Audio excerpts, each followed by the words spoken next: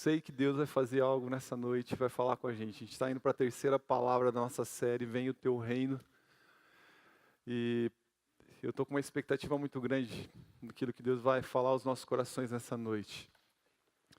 E, retomando o que a gente falou no último encontro, a gente conversou e falou que o reino de Deus, ele tem três perspectivas importantes, que ele funciona de três maneiras bem importantes. Quero recapitular com vocês antes de tratar o assunto que eu quero falar nessa noite. Vamos ver se vocês estão antenados aí. O reino de Deus, ele trabalha de três formas. Foi falado no último culto aqui.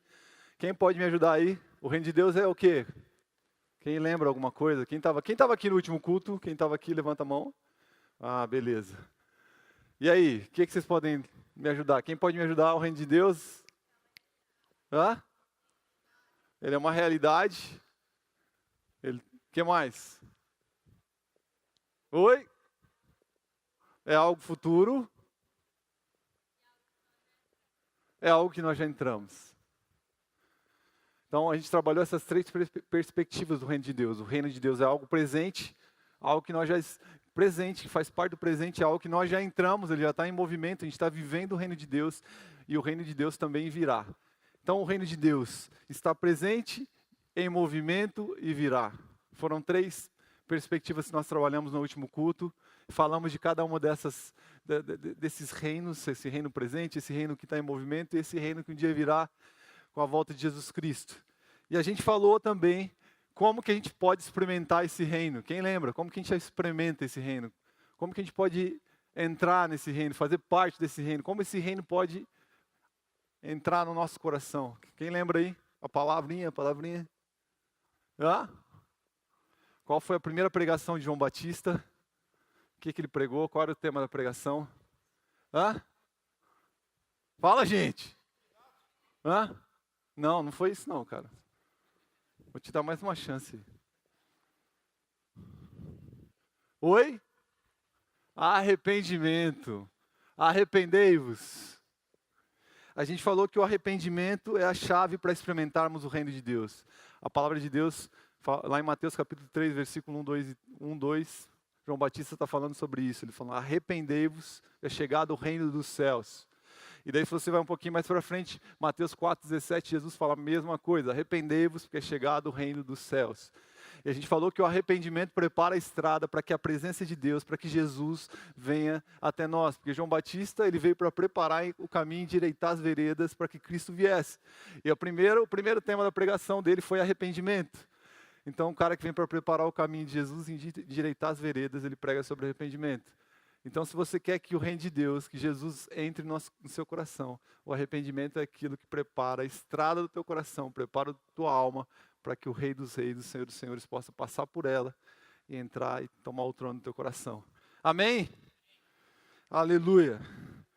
Bom, quero que você abra sua Bíblia lá em Lucas capítulo 17, nós vamos ler o versículo 20 e 21. Lucas capítulo 17, 20 e 21. Eu vou falar sobre muitas coisas, vai ter uma linha de pensamento, mas eu vou usar alguns textos, talvez textos que vão ter uma conexão ligado com aquilo que eu estou falando, mas talvez a gente fuja um pouco, às vezes, dê uma escapadinha, mas tudo está dentro do reino, tudo está dentro daquilo que eu quero trazer para vocês, da perspectiva, vem o teu reino. Lucas capítulo 17, do versículo 20, nós vamos ler o versículo 20 e o 21. Certa vez, tendo sido interrogado pelos fariseus sobre quando viria o reino de Deus, Jesus respondeu, o reino de Deus não vem de modo visível, nem se dirá, aqui está ele, ou lá está, porque o reino de Deus está entre, em algumas versões fala, dentro, outras versões fala, no meio de vocês. O reino de Deus está dentro, no meio de vocês. Jesus estava dizendo no final do versículo 20, que o reino de Deus não vem de modo que a gente possa ver, o reino de Deus não vem de modo visível. Mas aí a gente vai, ou seja, o reino de Deus é invisível, então. Era isso que ele estava dizendo no versículo 20. Mas, ao mesmo tempo, Jesus diz no versículo 21 que o reino de Deus está no meio, de vocês. Então, em Lucas 11, 20, você não precisa abrir lá, eu vou ler rápido, mas fala que Jesus cura o endemoniado, Jesus expulsa o endemoniado, e o texto está falando assim, mas se pelo dedo de Deus eu expulso demônios, então chegou a vocês o reino de Deus. Então o reino de Deus estava ali, no meio do povo. Ele estava expulsando o demônio, o reino de Deus estava ali, é isso que ele estava falando. Mas nesse texto de Lucas capítulo 20, versículo 21, Jesus está falando na primeira parte dele que o reino de Deus é invisível. Mas ao mesmo tempo ele fala que o reino de Deus está no meio do povo. E o que é isso? Seja mais claro, Jesus. O que você está querendo dizer com isso? Ao mesmo tempo que você fala que o reino é invisível, você fala que ele é visível. Que trem que é esse?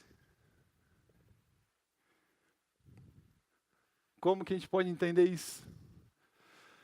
O que Jesus está querendo dizer, eu creio, é que o reino de Deus é invisível, porque o reino de Deus começa dentro de nós, a partir da conexão que nós temos com o Espírito Santo de Deus. Jesus vem para estabelecer o reino de Deus e ele sobe. E hoje a gente vive uma era do Espírito de Deus, do Espírito Santo. Jesus não está fisicamente mais entre nós, ele sobe e deixa o Espírito Santo. E a gente recebe esse Espírito. Abra lá em Atos capítulo 1, versículos 6 a 8.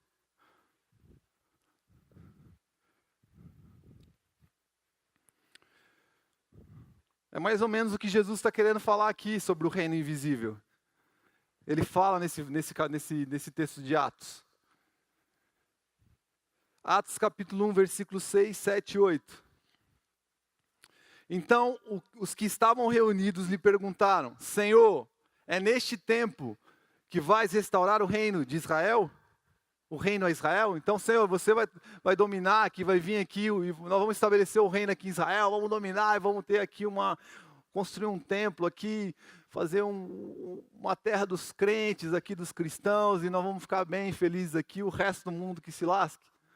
Mais ou menos essa ideia aqui. Nós vamos ter o poder, nós vamos ter o domínio sobre todas as coisas.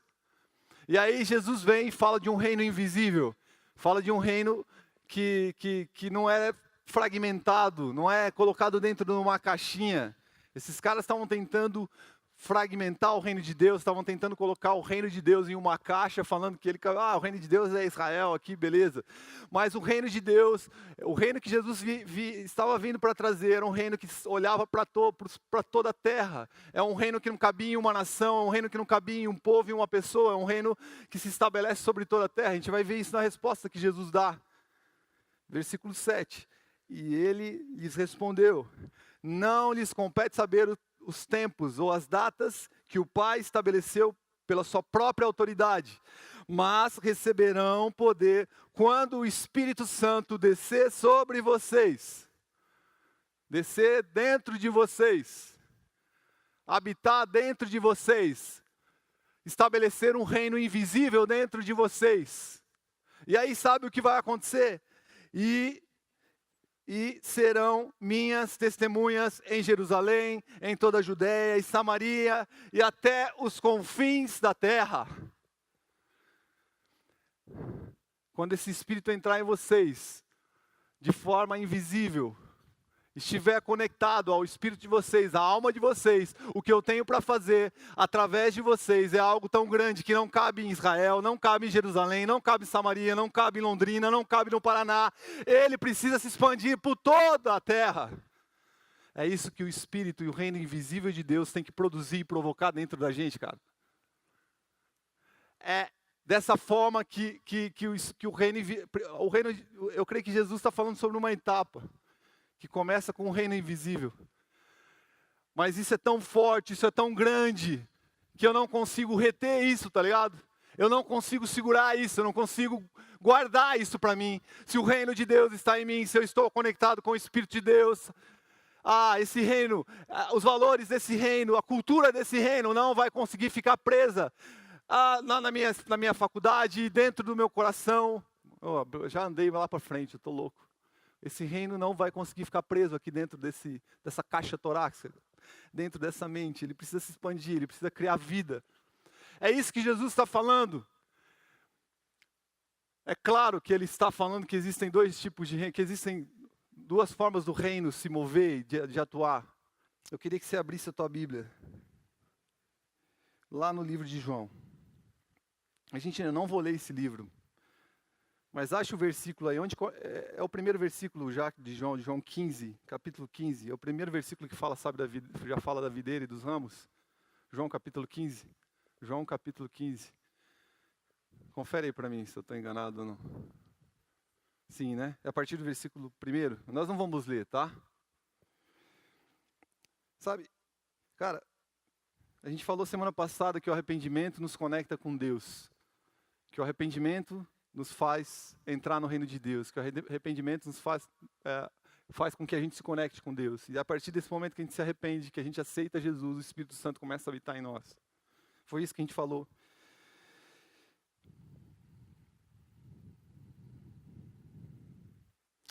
E quando o Espírito Santo começa a habitar dentro da gente, cara, a gente começa a viver o reino visível de Deus, meu. É quase que incontrolável.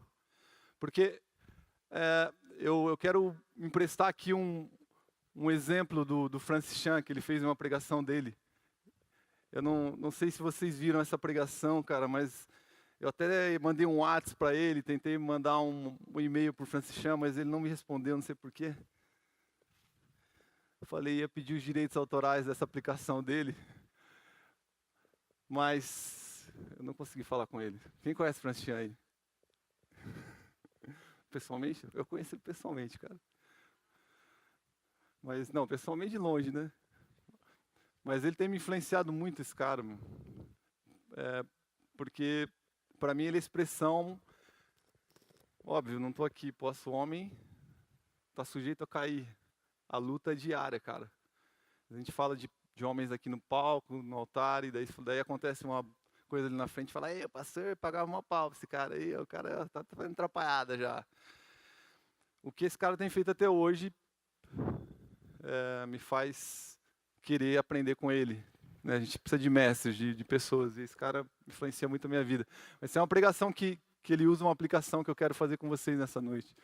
Sabe, quando a gente está conectado à videira, quando a gente está unido à videira, a vida dos nossos... A Bíblia fala que nós somos os ramos e Cristo é a videira. Ele é a videira. Põe lá o primeiro versículo de João capítulo 15, acho que já estava aí. Eu sou a videira e meu pai é o agricultor, versículo 2.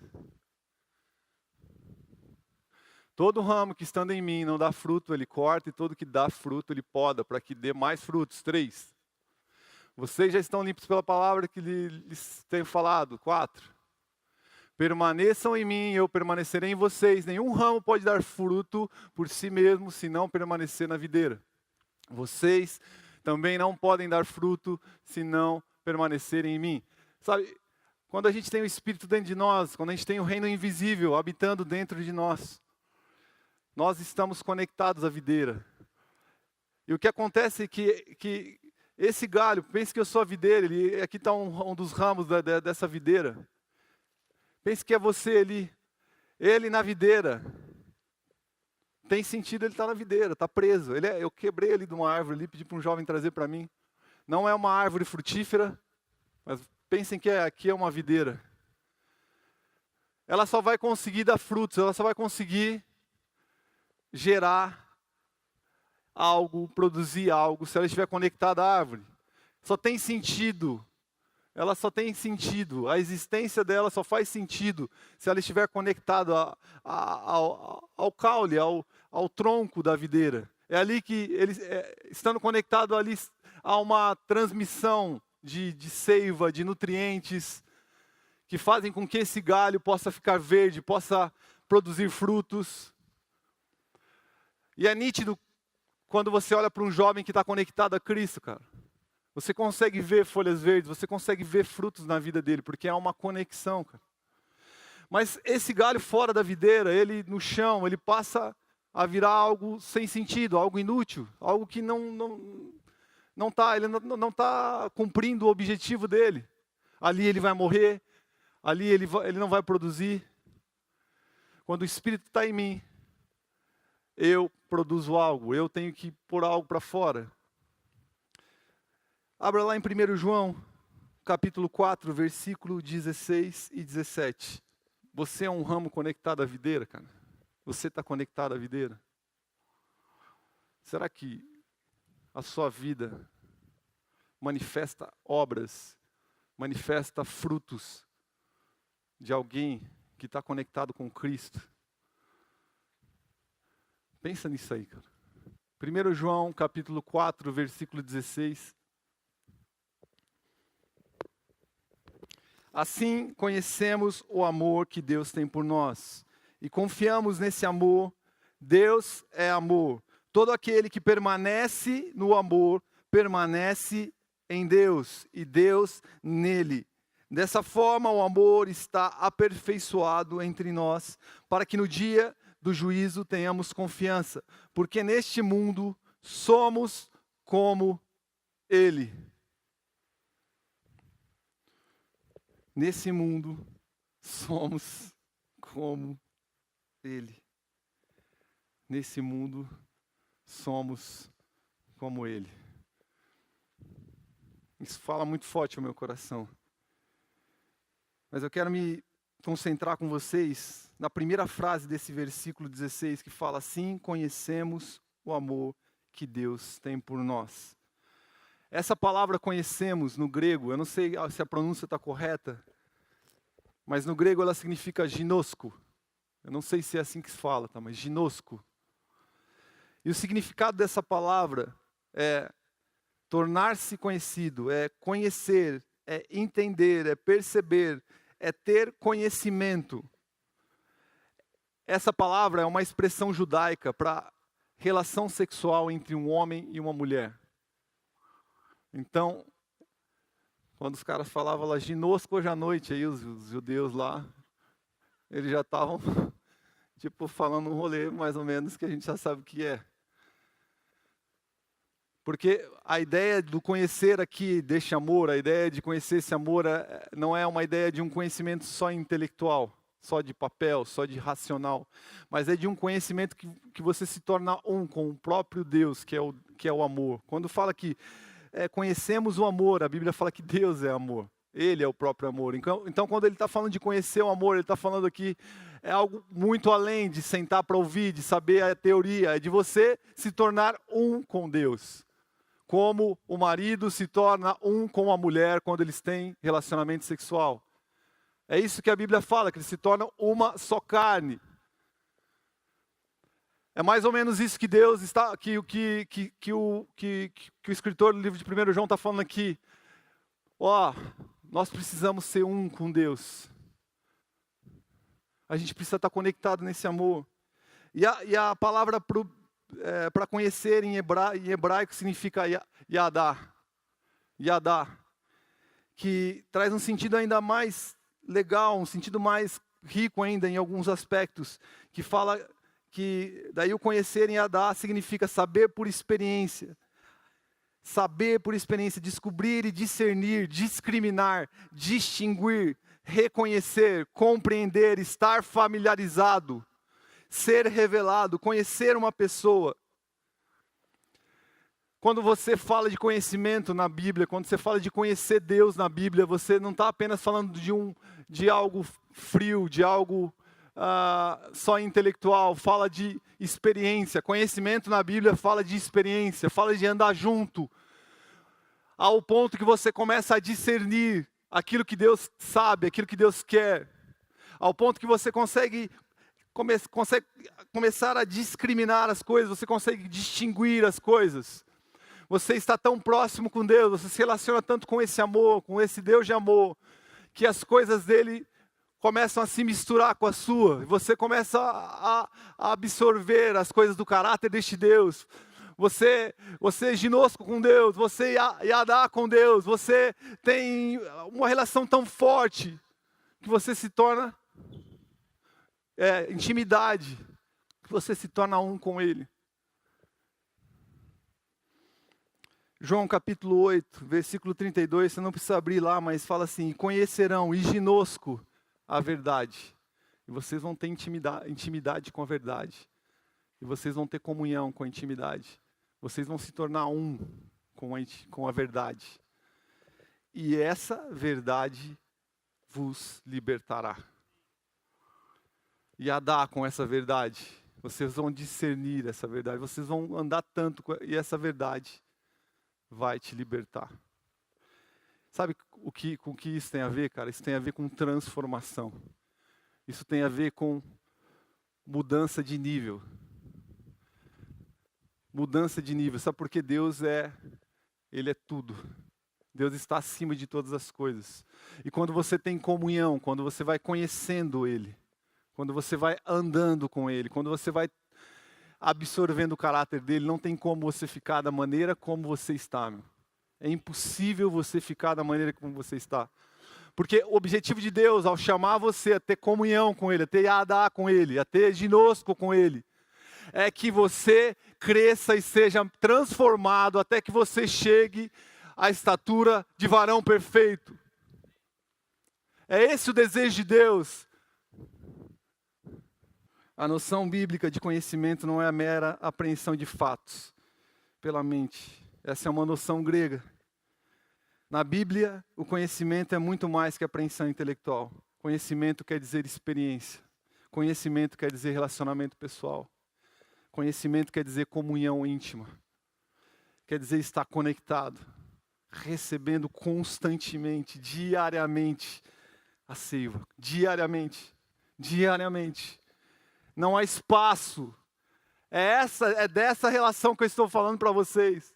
Sabe, um dia vocês vão se casar, tem alguns casados aqui, mas, casamento é isso, você dorme com a sua esposa, você acorda com ela, você toma café com ela, você anda de carro com ela, você está o tempo todo. E quando você está no trabalho, ela ainda continua com você, te mandando um WhatsApp, perguntando as coisas, e aí, tá lá. Porque isso é intimidade. Porque isso é relacionamento íntimo. O reino de Deus se estabelece em nós, dentro de nós, de forma invisível. Quando a gente se relaciona com esse rei, cara. Quando a gente tem intimidade com esse rei, chamado Jesus Cristo. Tem coisas que precisam acontecer aqui de forma invisível dentro do nosso coração. Para que a gente possa agir no visível.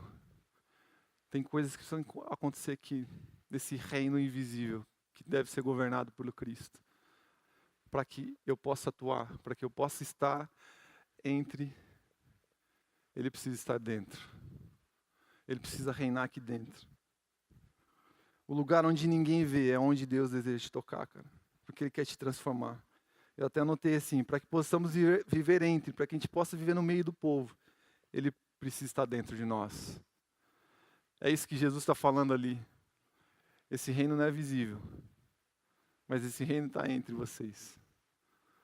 Esse reino começa aqui dentro, para que ele possa sair para fora. Aleluia. Olha aí para a pessoa que está do seu lado e fala assim, ó, Jesus quer te transformar, meu. A imagem e semelhança dele.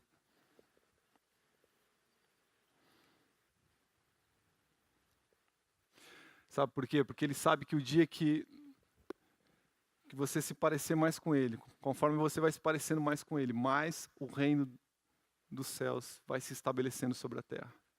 Quanto mais Jesus reina dentro de você, mais o reino é dispersado, mais o reino é espalhado sobre a terra.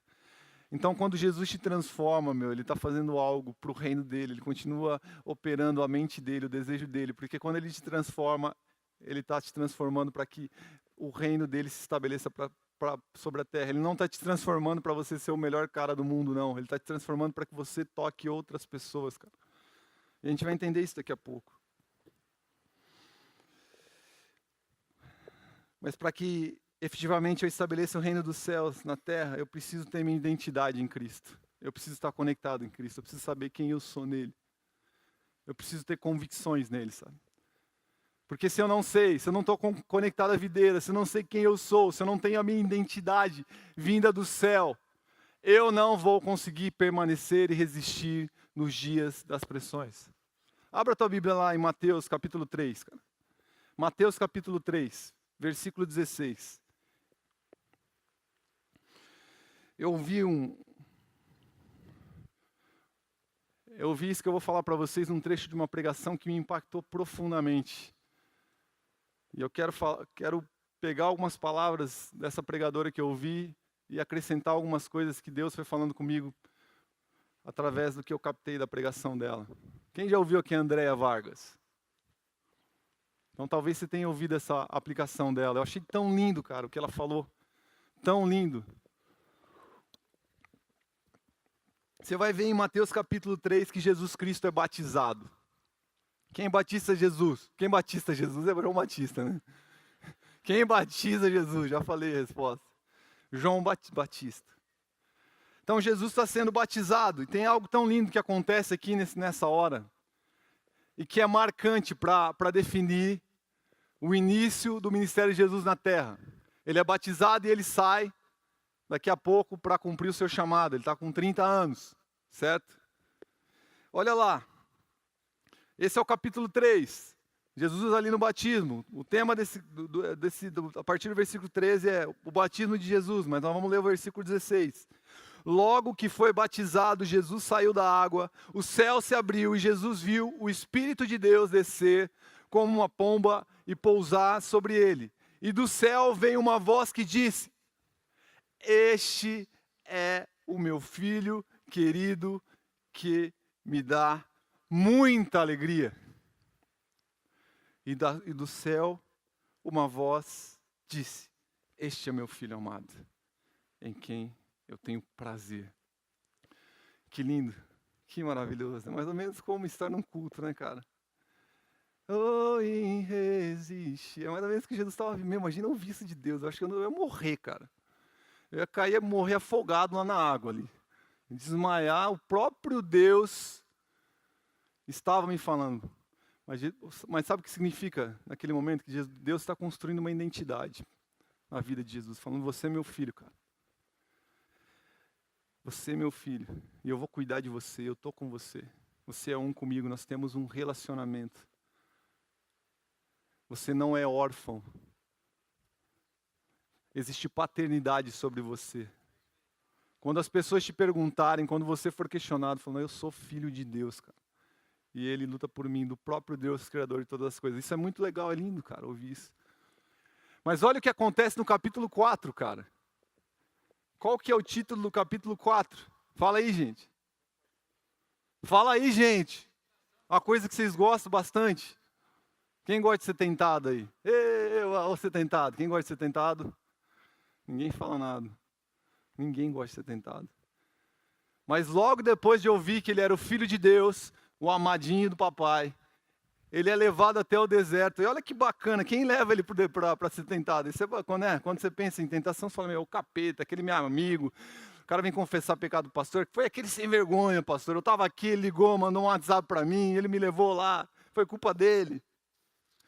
Mas olha, fala o versículo 1. Então o Espírito Santo levou Jesus ao deserto para ser tentado pelo diabo. Bacana, hein? E depois de passar 40 dias e 40 noites sem comer, Jesus estava com fome. Vocês acham que esses 40 dias e 40 noites Jesus passou sozinho, gente? Ele tinha acabado de ouvir que ele era o Filho amado, em quem Deus tinha prazer. 40 dias se conectando com Deus, 40 dias se relacionando. Então o diabo chegou perto dele e disse, olha só a pergunta que ele faz para Jesus: se você é o Filho de Deus, mande que essa pedra vire pão. O diabo tenta afirmar a filiação de Jesus, fazendo com que ele faça algo que não está conectado à vontade de Deus. Só que Jesus sabia e já tinha ouvido do Pai que ele era o Filho de Deus. Então, quando o diabo vem e fala: se você é o Filho de Deus, me prove então. Ele não se deixa levar pela tentação de Jesus, ele não se deixa levar pelas mentiras de Satanás, porque ele sabia quem ele era em Deus, ele sabia que ele era filho amado de Deus. O diabo tenta enganá-lo, se você é. E o que ele pensa na cabeça? O que esse cara está pensando? Eu não preciso provar nada para ele. Eu sou filho de Deus. Por que ele está falando se você é? Não tem aqui sim, né? Você está falando errado, diabo. Você está construindo a frase errada. Não, ele tinha que construir. Você é filho de Deus. Ele já sabia quem ele era em Deus. Então, diante da tentação, porque ele estava conectado com Deus, ele tem uma identidade de Deus, ele toma posse daquilo que é natural dele, daquilo que ele já recebeu do Pai, porque ele está conectado à videira, ele está conectado ao seu Pai, ele está conectado aos princípios, e o que ele fala para o diabo é o seguinte: as Escrituras Sagradas afirmam: o ser humano não vive só de pão, mas vive de tudo o que Deus diz. Não só de pão viverá o homem. Ele consegue dar uma resposta madura de alguém que estava caminhando com alguém que era tão maduro e tão forte. De alguém que tinha uma identidade em Deus. Deus quer construir uma identidade na tua vida. Muitas pessoas têm buscado fugas, têm vivido em montanhas russas espirituais, porque não tem uma identidade em Deus. E quando você é levado até o deserto, até a tentação, e o diabo vem para te provar, para te questionar, diante das provações, das pequenas propostas dele, você cede, porque você ainda não descobriu que você é filho de Deus. Você até canta que você é filho de Deus, você até levanta as tuas mãos. Eu sou filho de Deus, eu não sou um escravo do medo, eu sou um filho de Deus. E quando vem a primeira tentação, quando vem a primeira proposta, você fala: eu não consigo, eu não vou dar conta, porque talvez a tua identidade ainda não seja construída em Deus. Porque todas as coisas são possíveis àqueles que creem. Creem em quem? Creem em Deus. O conhecimento do reino de Deus não diz respeito a informações, mas a comunhão. Sabe, Jesus, ele não sentou os 12 lá numa cadeira e falou assim, e deu uma apostila para eles, falou: agora deixa eu ensinar para vocês o que é reino de Deus aqui. Vamos lá agora para estudar um pouco de grego, vamos estudar aqui um pouco de hebraico, vamos estudar os patriarcas, o Pentateuco, vamos para a aula de Antigo Testamento, vamos para a aula dos profetas. E ele sentava todo dia e durante os 3 anos Jesus fez um curso de teologia com os discípulos. Foi isso que Jesus fez. Quero chamar o Daniel, pode subir aqui, você me dá uma força aqui. A gente já vai para a reta, mais ou menos, para a reta final. Foi isso que Jesus fez. Ele sentou os 12 lá, primeira aula de... Eu não estou aqui cutucando nada, gente. A gente estuda, todo mundo busca conhecimento. O que eu quero dizer para vocês, que a forma como Jesus se conectou com os discípulos, a forma como Jesus jorrou conhecimento para eles, foi através da comunhão, foi através da experiência. Então ele pegava os discípulos e caminhava, e andava sobre as águas, e alimentava as multidões, e tocava os impuros, e chamava os cobradores de impostos se convidava para ir comer na casa dos cobradores de impostos. Jesus mostrava pela experiência: é assim que se vive o reino, é assim que se vive as coisas. Vem aqui, caminhe comigo, ande comigo, veja como eu faço e faça também. Ele estava se relacionando, dormindo, acordando, almoçando, tomando café com esses discípulos. Todos os dias eles estavam juntos. Quando Jesus chama esses caras, um a um, o desejo de Jesus era se relacionar com esses caras, é viver todos os dias com ele, durante toda essa jornada. Porque eles só iam conseguir aprender por meio da experiência, por meio da intimidade, do relacionamento. E hoje a gente tenta conhecer sobre Jesus e sobre a sua palavra somente através dos cultos, cara. Conhecer Jesus para nós hoje é ir na célula. Conhecer Jesus para nós é participar do culto de domingo. Conhecer Jesus para nós é ler a Bíblia durante 10 minutos. E nem parar para orar. E daí a gente quer chegar diante das tentações, diante das provações e ter uma identidade em Deus. A identidade em Deus só é construída por meio de relacionamento, por meio de intimidade, por meio de caminhar, acordar com Jesus, dormir com Jesus, tomar café com Jesus, ir ao trabalho com Jesus. Foi isso que ele fez com os discípulos. Ele fez em carne porque ele estava em carne, mas agora ele se foi, deixou o Espírito. E o Espírito pode fazer isso conosco todos os dias. Nós podemos acordar com o Espírito, nós podemos almoçar com Ele, nós podemos jantar, nós podemos ir até o trabalho, nós podemos ir até a faculdade. Ele nos deixou o Espírito.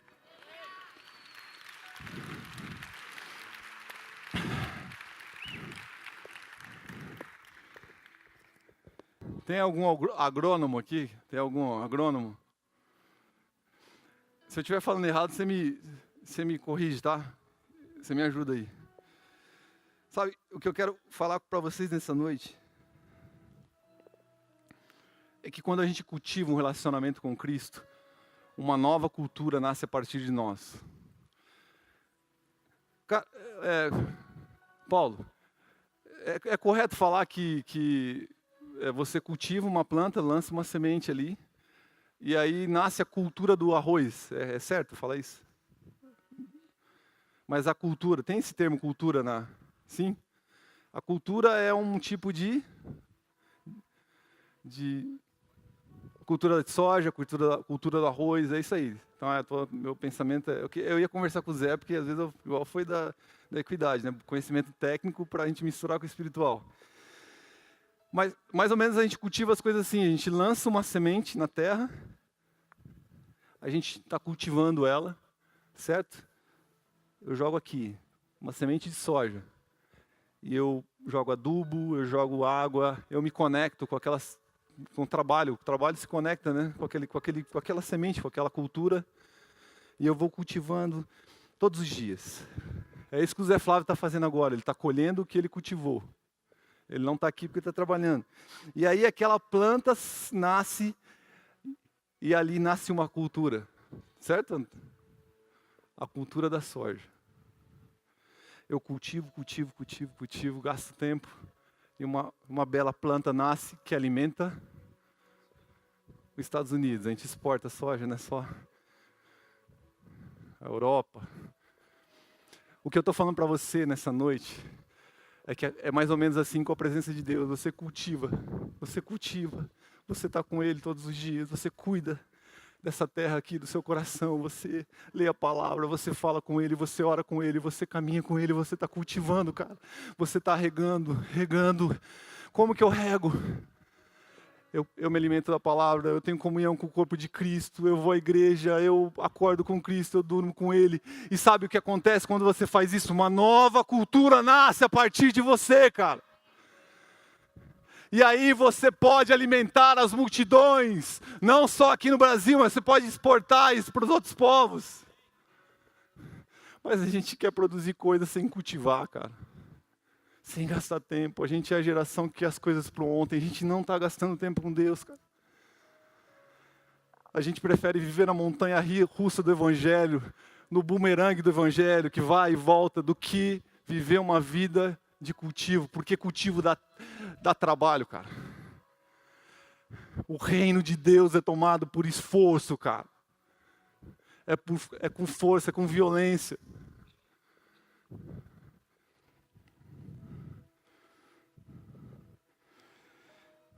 E aí tudo que está ao nosso redor é afetado a partir dessa nova cultura.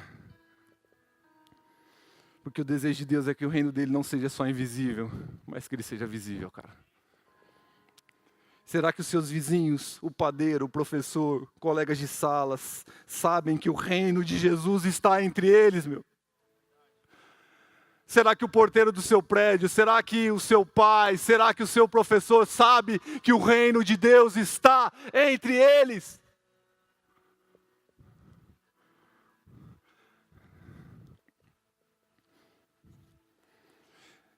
Eu tenho lido um livro nesses dias que tem impactado a minha vida, e eu trouxe uma citação dele aqui para falar para vocês. E o autor fala: o Evangelho não pode oferecer aos que creem apenas salvação pessoal na vida futura. Ele precisa também transformar aqui e agora todos os relacionamentos da vida e assim fazer com que o reino de Deus prevaleça em todo mundo. O Evangelho não pode oferecer aos que creem apenas salvação na vida futura. Isso é muito pequeno, cara. Isso era o que os caras estavam pensando lá atrás, ao perguntar para Jesus: o reino está sendo estabelecido sobre Israel. E Jesus estava falando para eles: não, esse reino não é só para Israel, é para toda a terra. O que ele estava falando naquela hora é que esse reino não pode, se ele se manifesta na nossa vida, ele tem que produzir e impactar as pessoas que estão ao nosso redor. aqui e agora. Nós estamos pensando no reino dos céus. Quando Jesus virá, quando eu vou me encontrar com Ele. E o desejo dele é que a gente possa manifestar o reino dele aqui e agora. Será que as pessoas mais importantes que estão ao teu lado sabem que o reino está entre eles? Cara, o que eu estou pregando para vocês nessa noite é o que Deus tem gritado ao meu coração. Por muitos e muitos anos e dias da minha vida eu tenho vivido e eu não tenho me conectado com pessoas, cara. E Jesus tem me feito enxergar as pessoas, meu. Jesus tem me incomodado. Porque se eu estiver na padaria, se eu estiver na faculdade, cara, as pessoas precisam saber que Jesus está ali, meu. Se isso não acontecer, é porque de fato o reino de Deus não está se movendo efetivamente, plenamente dentro de mim. E eu falo que isso é uma verdade. Eu estou vivendo um evangelho parcial, cara.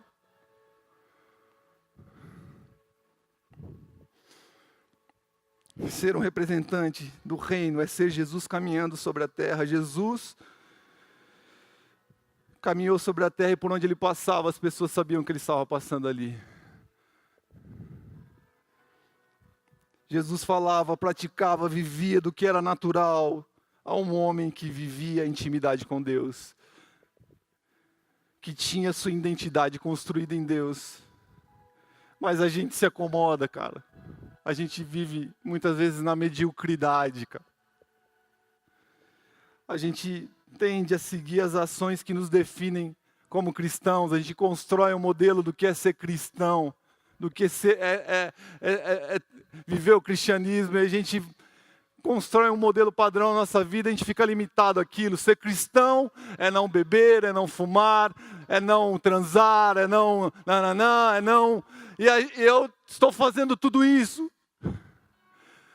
Como jovem rico, cara, a gente constrói um modelo de cristianismo pensando de uma forma completamente egoísta. Eu quero ler algo sobre isso para vocês ali. Como jovem rico, eu faço todas as coisas, Jesus. Eu cumpro todos esses mandamentos.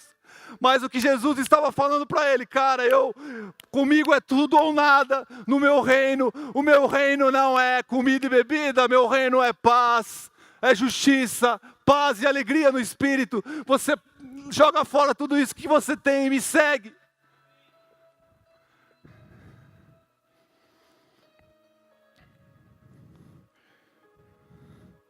Tendemos a seguir as ações que definem o que cremos ser como cristão, tendo pouco ou nenhum impacto nas pessoas ao nosso redor. Aqueles inseridos em nosso círculo de influência podem até saber que vamos com regularidade à igreja, que somos cristãos, mas eles jamais chegam a realmente conhecer Jesus através de nós, cara. Longe de sermos radicais seguidores de Cristo, permanecemos indistinguíveis em meio à população geral fora do reino, por exibir os mesmos valores, as paixões e inibições. A única diferença que ostentamos é o rótulo: eu sou um cristão.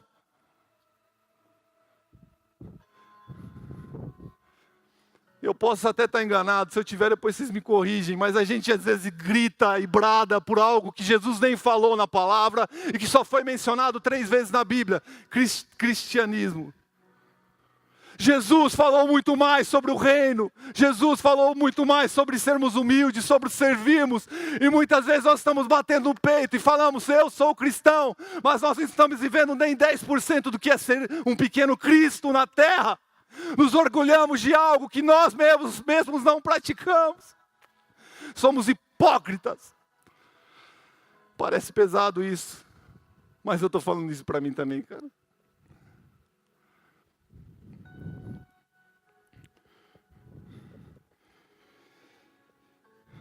O que quer dizer é que se minha vida e a sua vida estão impactando as pessoas com a cultura do reino. Sabe, tinha um missionário na Austrália, nesse mesmo livro que eu estou lendo. Eu estou acabando, gente. Ele era um médico com a sua esposa. As meninas do Jovens Fortes já ouviram essa história que a Fernandes contou para elas. Um médico bem sucedido, sua esposa era médica também, né? na Austrália, um país de primeiro mundo. Mas eles receberam um chamado de Deus, de vender tudo que eles tinham, para irem para a Índia. Esses caras venderam tudo que eles tinham, cara.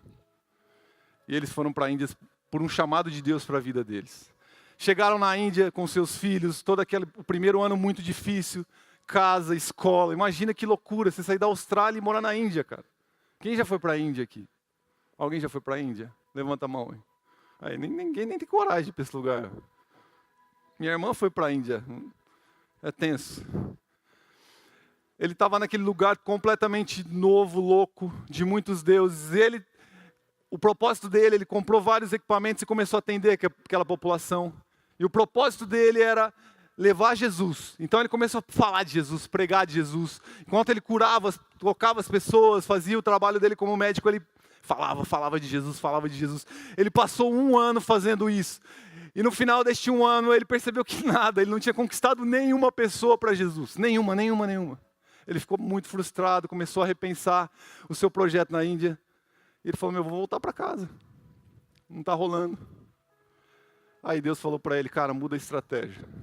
Você não vai falar mais nada. Você vai mostrar para eles que o reino de Deus está entre eles. E quando o reino de Deus está entre, às vezes você não precisa nem falar nada, cara. As suas atitudes são atitudes de uma pessoa que faz parte de uma cultura celestial, cara. E ele tomou essa decisão, passou a não falar, ele tocava as pessoas, imagina, abençoando. E um dia ele estava tocando um homem, curando as feridas, e ele atendia sempre esse homem. E esse cara virou para ele, por que você saiu da Austrália, cara, para vir aqui? Para nos atender. Ele começou a falar por que ele estava ali, o médico. Ele viu que era uma deixa e falou, cara, eu vim para cá por um chamado de Deus. Meu objetivo é tocar as pessoas, tal. Trazer Jesus através de tudo isso que eu faço. Ele começou a ministrar a vida desse cara. E a frase que esse indiano diz para esse médico australiano tem ecoado nos meus ouvidos todos os dias. Eu postei ela essa semana no meu Instagram. Esse cara vira para esse médico australiano e fala assim, eu não sei nada sobre esse Jesus que você tanto me fala, mas se ele for parecido com você, eu quero conhecê-lo. Ponto final. Esse homem tem uma experiência com Cristo Jesus, começa a participar das reuniões lá e começa a trazer outros indianos para Cristo. Agora, a minha pergunta para mim e para você é assim, será que as pessoas têm olhado para nós e falado assim, eu nunca fui na tua igreja, eu nunca escutei uma pregação, eu não sei nada sobre a Bíblia, mas se Jesus é parecido com você, se esse trem de igreja é parecido, o que eles ensinam lá, é parecido com o que você faz, eu quero ir lá amanhã, cara, eu quero ir lá agora, me leva para esse lugar, pelo amor de Deus, cara. Este é o reino entre, cara. Este é o reino visível. Quando as pessoas encontram um representante de Cristo, elas não devem apenas conhecer sobre Cristo, mas elas devem conhecer o próprio Jesus. Quando as pessoas te encontram, elas não devem apenas saber sobre Jesus, mas elas precisam conhecer o próprio Jesus, cara. Porque antes das suas palavras tem ações, tem renúncia, meu. Vou pular um monte de coisa aqui. Filipenses capítulo 2, versículo 3 e 8.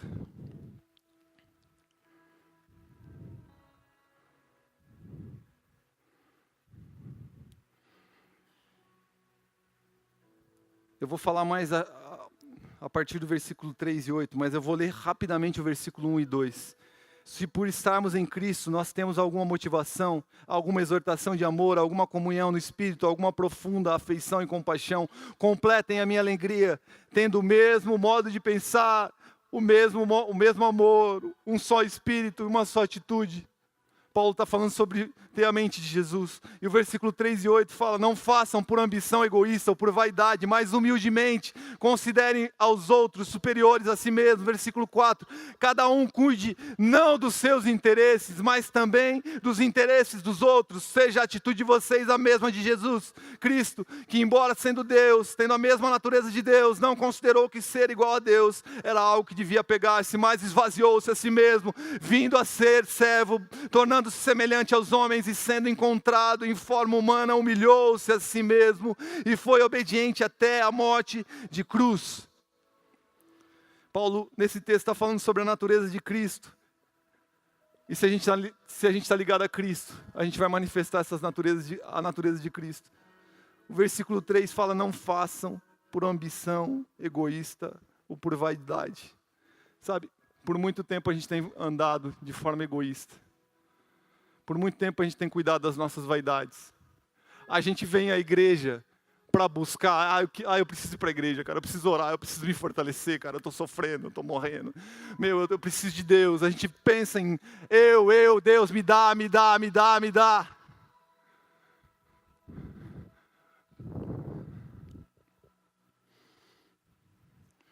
A gente pensa nas coisas, a gente está preocupado em alcançar o reino dos céus. Nossas vaidades são até maiores do que nosso amor por Cristo e as pessoas, cara. Se você for lá em João capítulo 3, Nicodemos fala para Jesus: como que eu posso fazer para nascer de novo, para entrar no reino dos céus? Cara, ele era um cara mestre na Torá, um senhor, um doutor da lei, ele sabia de tudo da palavra de Deus, ele conhecia ele era mestre, ele podia estar ensinando muitas pessoas, mas ele está preocupado: como que eu posso ter esse reino dos céus? Ele era um cara que era para estar falando Jesus, ele era um cara que era para estar espalhando o reino dos céus, ele era um cara que era para estar jorrando o reino dos céus, mas ele estava preso na sua religiosidade, ele estava preso no seu egoísmo, na sua vaidade. Ele não conhecia Jesus, ele não se conectou com Jesus, vivia de forma religiosa, vivia a lei nua, a lei fria. Lá em Lucas capítulo 20 a gente já leu isso. É o primeiro texto que a gente leu hoje. Eles fizeram a mesma pergunta aos fariseus: quando vai vir o reino dos céus? Nós queremos esse reino. Jesus falou: o reino já está aqui, cara. Para de perguntar, para de buscar, para de ser egoísta, para de ser soberbo. Queria chamar o pessoal do louvor para subir aqui. Versículo 4. Desse mesmo texto de Filipenses fala: cada um cuide não somente dos seus interesses, mas também dos interesses dos outros, sabe? A gente está tão preocupado com as nossas coisas, com os nossos interesses, mas Jesus está nos chamando no reino dele a cuidar do interesse do próximo, sabe? Às vezes vai ser difícil pegar alguém na rua, às vezes vai ser difícil, pegar seu dinheiro e gastar e alimentar um faminto. Às vezes vai ser difícil ter que, trazer um cara para a igreja, ter que ensinar as coisas, ter que se expor, né? Porque daí ele trabalha com você, aí o seu testemunho tem que estar lá no topo. Então é mais confortável eu ficar aqui no meu mundo. Vai me dar trabalho tentar trazer alguém. É melhor eu ficar ali na defensiva na faculdade do que aparecer, do que tentar falar de Jesus, porque isso pode me causar um problema. A gente gosta de ficar na zona de conforto. Esse texto fala que Jesus não se apegou, se esvaziou, humilhou-se e obedeceu.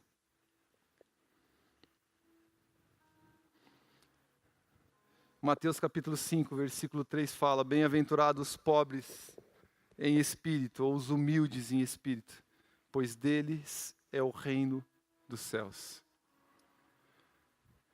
Sabe, Jesus está falando aqui, que felizes são aqueles que são pobres.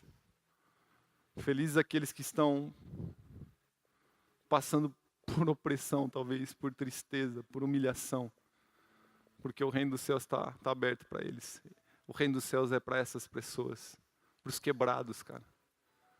Para aqueles que são vistos como os menores. O reino dos céus é para eles.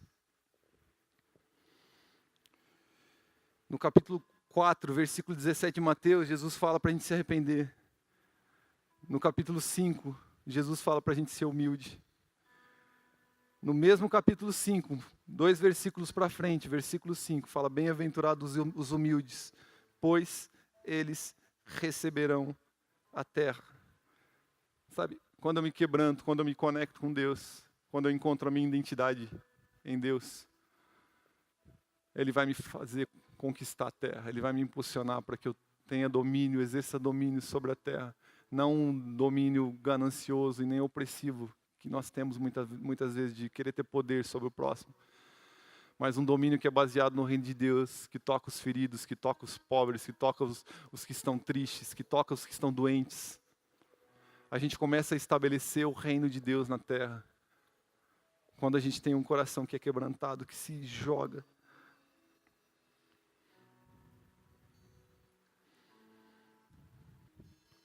Queria que a gente cantasse essa canção.